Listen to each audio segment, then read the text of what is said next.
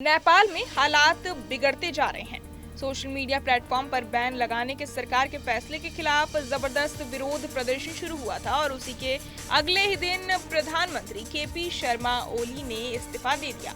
ये इस्तीफा तब आया जब प्रदर्शनकारियों और पुलिस के बीच हुई झड़पों में कम से कम 19 लोगों की मौत हो गई और कई लोग घायल हो गए। जैसे जैसे विरोध पूरे देश में फैलता गया, सरकार को मंत्रियों की सुरक्षा के लिए सेना तक उतारनी पड़ी।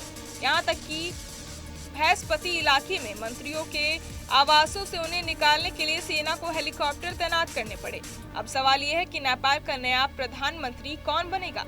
मौजूदा हालात में 3 नाम सबसे ज्यादा चर्चा में हैं और इन तीनों नेताओं का कद अचानक बढ़ गया है। पहला नाम है काठमांडू के मेयर बालेन शाह।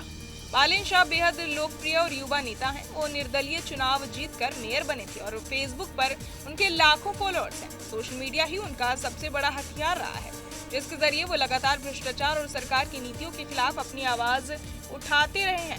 यही वजह है कि आज उनका नाम प्रधानमंत्री पद के लिए सबसे पहले लिया जा रहा है।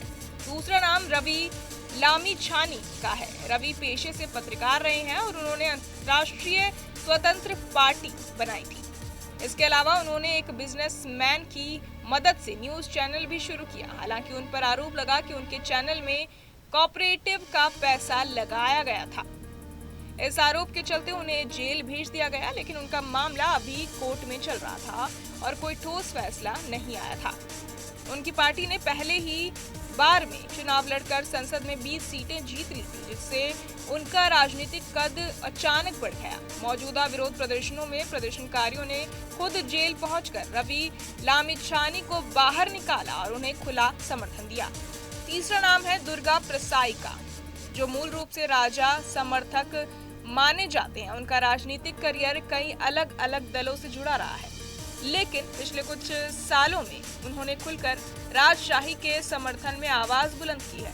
काठमांडू में कुछ समय पहले हुई एक बड़ी रैली की अगुवाई भी उन्होंने की थी, जो राजशाही की वापसी की मांग को लेकर हुई थी। इस वजह से मौजूदा हालात में उन्हें भी काफी समर्थन मिल रहा है।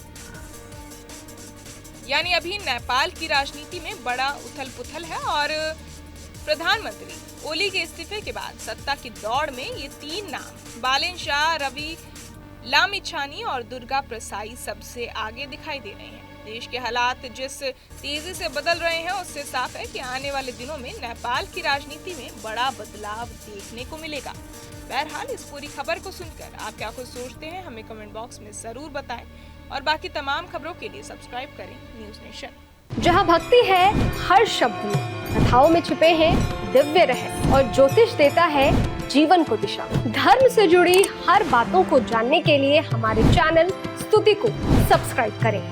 चैनल पर जाने के लिए इस लिंक पर क्लिक करें।